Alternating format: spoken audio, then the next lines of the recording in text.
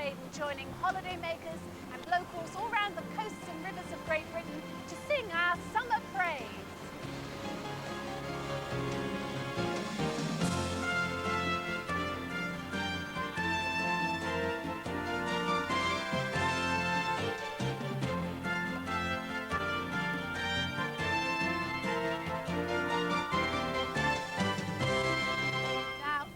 What I call a good day out, taking an excursion on the good ship Jupiter as she goes Doon the Watter. In other words, this is the Firth of Clyde, and we're downriver from Glasgow and sailing around the area where the Clyde meets the sea. That means that we're going to be popping into Dunoon, into Brodick on the island of Arran, and we're going home with local girl Lena Zavaroni, who's not been back to Rothesay on the island of Bute for some time. Now, for a good day out, you need some good company, and I've got plenty of that, especially in the form of our musical director today, Ian McCrory. And I gather you're also the man I should talk to, Ian, about the whole tradition of steamers and ferry boats on these waters. You've written a few books on it, I know. So how far back does that tradition go? It goes back to the beginning of the 19th century, when Napoleon was retreating from Moscow. Henry Bell was running the Comet on the Clyde, 1812. So it wasn't only for pleasure then, was it for commuting too? At the start it was largely for commuting. In fact, the merchant class of Glasgow, the moneyed class, built the houses which are now making up Dunoon, Rothesay and so on, and they commuted sometimes daily and certainly weekly from the resorts to Glasgow. But if you went out on an excursion, would it have been quite a grand affair? If you had the money, very much so. The old photographs suggest that people get all dressed up to go these excursions. The meals, considering the facilities on board, were fantastic quality. And of course, there was entertainment on board. Many people went for evening cruises, and the main feature of these was the steamer band. Well, I'm sorry to say we haven't got a band today. What we have got is a very enthusiastic choir, the Scottish Festival Singers, all raring to go with our first hymn today for the beauty of the earth. For the beauty of the earth, for the beauty of the skies, for the love which from above over and around us lies. Christ our God, to thee we raise this our sacrifice for praise. For the beauty of each hour of the day and of the night, hill and vale and tree and flower, sun and moon and stars all night.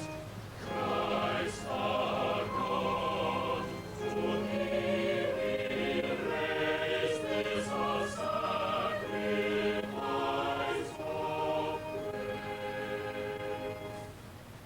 For each perfect gift of thine to our race so freely give, graces human and divine, not of earth and thoughts of man.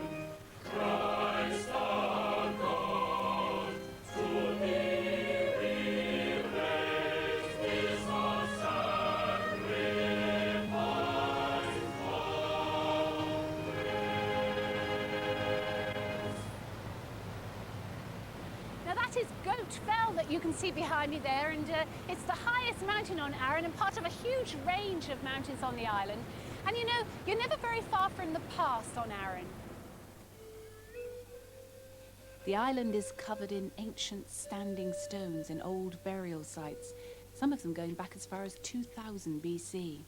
If you think in biblical terms, long before Moses set off for the Promised Land, there were people living and working here in Arran. Later on, one of the first Christians to come across to Britain from Ireland was St. Molas, and at the start of the 7th century he was living in a cave on this little island which is just off the coast of Arran, shrouded in Scottish mist at the moment, I'm afraid. But ever since St. Molas was here, it has been known as the Holy Isle. And one group who plan to keep it holy are the community of Buddhist monks who have just bought the island. Now, Andy, There is obviously a great tradition of holiness on the island, but it's a Christian tradition. Isn't that rather at odds with you as Buddhists? Well, not really, because this island that we can see behind us is Holy Island. And for centuries it's been a place of pilgrimage. And Buddhism is about loving kindness. And we were able to buy the island through people's generosity. And so now we would like to share the island so that everyone can share in this spiritual place. Because at a human level, whatever one's religion or belief, we have great similarities. How do you see the project developing? Well, a month ago we launched an international competition to build a centre for peace, reconciliation and retreat for everyone to come to. And also a place in the south of the island for traditional Buddhist retreat. Lama Yeshe, you are committed to reconciliation between other faiths. How do you see that working? We're not trying to make other believers to believe in Buddhism. All we're saying is we can pray together and practice together. Last year we had the interfaith service here, and we invited many religious teachers, and they all participated. So I think there's no reason why it shouldn't work here.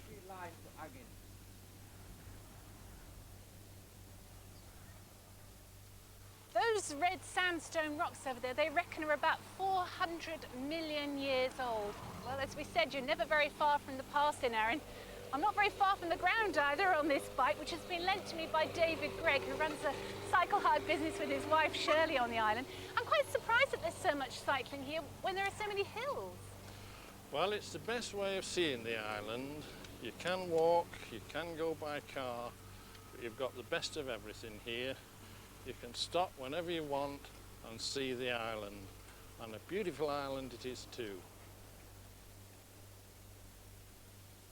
Oh, this is a bit more comfortable than that bike seat. This is very elegant too, isn't it, some tea? You're well practiced with this tea business, I suppose, having run a B&B business for some time. Well, in fact, we haven't been doing B&B for a year or two. It got a little bit too much like hard work, and we now do all self-catering. But most of your trade, of course, the bikes and visitors would be seasonal. So how do you spend the winters here? Oh, well, winters are lovely because we can indulge in all our hobbies, particularly spinning and weaving, which we enjoy doing very much. David is the spinner, and I weave and knit up all the wool that he spins for me. In the self-catering units, what kind of people come? Well, I think they come from all corners of the world, and we're most surprised, or used to be surprised, that a large percentage of them are Christians. And there's nothing to tell them that until they step over the threshold. And you find that that brings a richness to your own faith? Oh, it does indeed, yes. They bring a lot of blessing with them. And at the same time, we feel that God has given us a sort of caretaking ministry to love these people who come under our roofs, perhaps through hard times, perhaps they're facing difficulties at home or in their businesses. And the time that they can spend here in all this beauty and peace, it works beautifully, really, to help to send them away refreshed and renewed. And in each port of call, the Scottish festival singers are joined by local choirs, in this case from all over the island of Arran.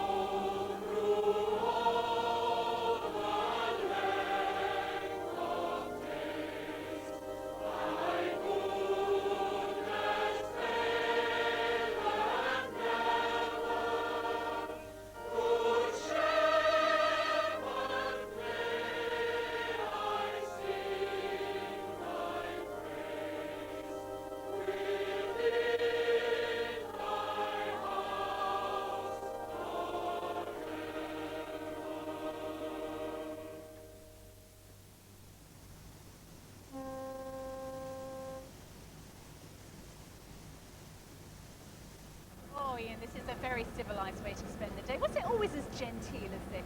Oh, hardly genteel. In the racing days of the 1860s, between the private operators, when you had 40, 50 paddle steamers on the river, all vying for trade, or in the 90s, when the three Scottish railway giants were having white hot competition, it was anything but genteel. So it was competition for passengers then? Competition for passengers, yes. There were sometimes as many as a dozen boats going from the coast on a Monday morning. Competition for getting to the piers first. Sometimes it was a matter of supreme indifference whether the passengers got where they wanted to go, as long as the ship got there before the rivals. Sometimes passengers were left standing in the gangway as the ship left the pier when the rival passed. Well, I'm certainly glad it's calmed down a bit now. Not quite so gung-ho today. You know, we can't have you lying around enjoying yourself. Back to work, you, for our next hymn right now. Fairest Lord Jesus.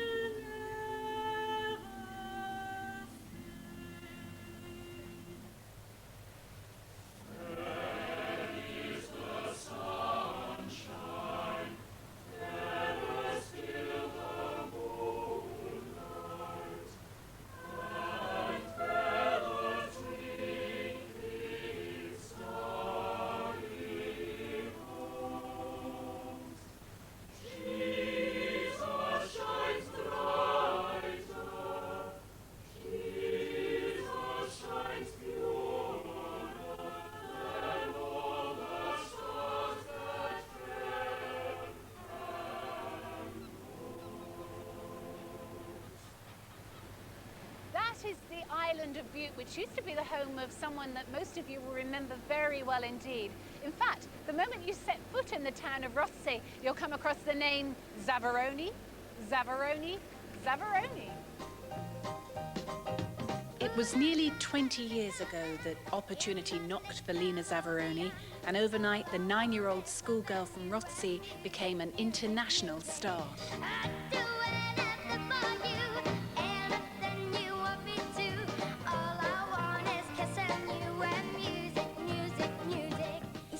See that place there?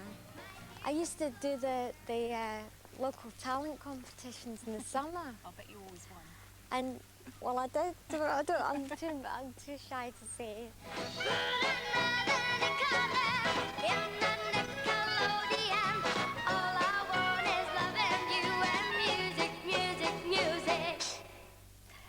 Well, when I went to London, I was staying with my manager, and she had this great big, beautiful posh flat and everything like that.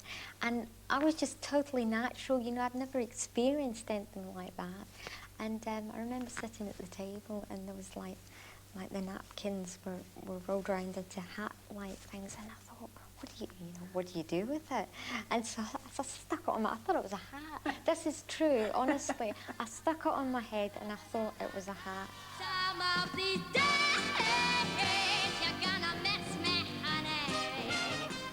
I had to learn a song in Japanese, and Mahi's making eyes at me. I bet you don't remember. You know, I do. I do. I don't know why it's stuck in my head, but it goes, Mama, ano hito nano, Mama, suteki na hito, Mama, itsumo watashi ko miteru no, Mama, moreru hitomi, Mama. Do you have happy memories of being at school here? Oh, yeah. But memories of international stardom and of happy days at primary school are clouded by her later experiences of anorexia, eating disorders and depression.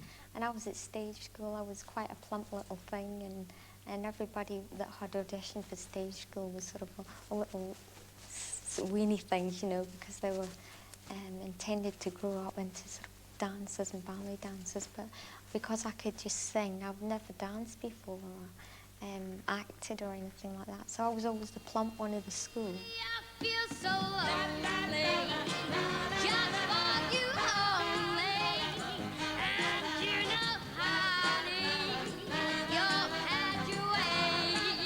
I only had anorexia for 2 years, and I remember coming out of it, and really it developed into clinical depression, which has stayed with me ever since, and that has been the main problem, really. I'm only human. I'm just a woman. Help me believe in all I could be and all that I am. Show me the stairway that I have to climb. Lord, for my sake, teach me to take one day at a time. There's no spirit in me. That's the part of the depression. There's no will and there's no meaning. But the word hope is a word, isn't it? Hope. It's a word. It's like no hope is a word. And if there's a word hope, then there is always hope at any time of life. And I think you've just got to think that, whether you feel it or not. One day at a time, sweet Jesus, that's all I'm asking of you. Just give me the strength to do every day what I have to do.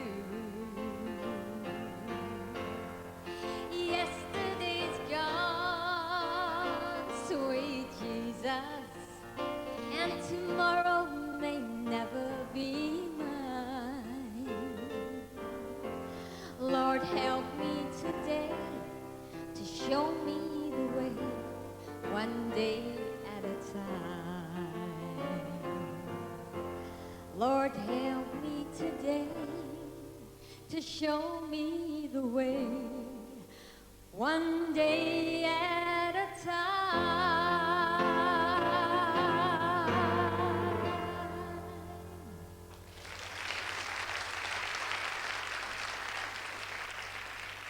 Only recently I've just been picking up this little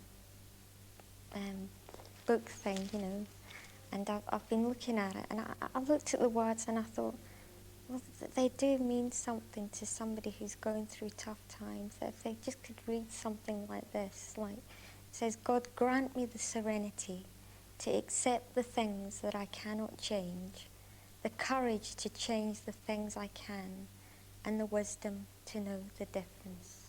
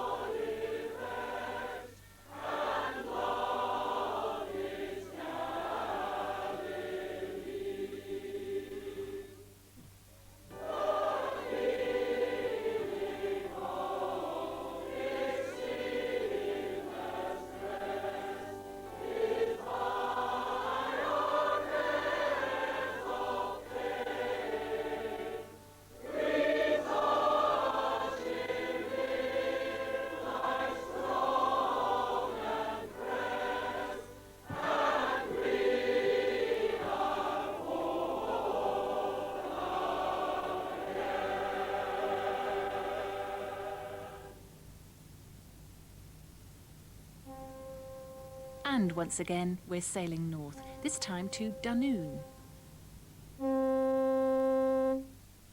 Isn't that a wonderful sound? Very musical. Now, this is the lady who can play with that horn anytime she likes to. Well, when she needs to, of course. But she's a bit busy driving at the moment because Linda Ward is the first officer of the Jupiter. Of course, you don't drive a boat like this, do you? That's the wrong word. No, this type of boat.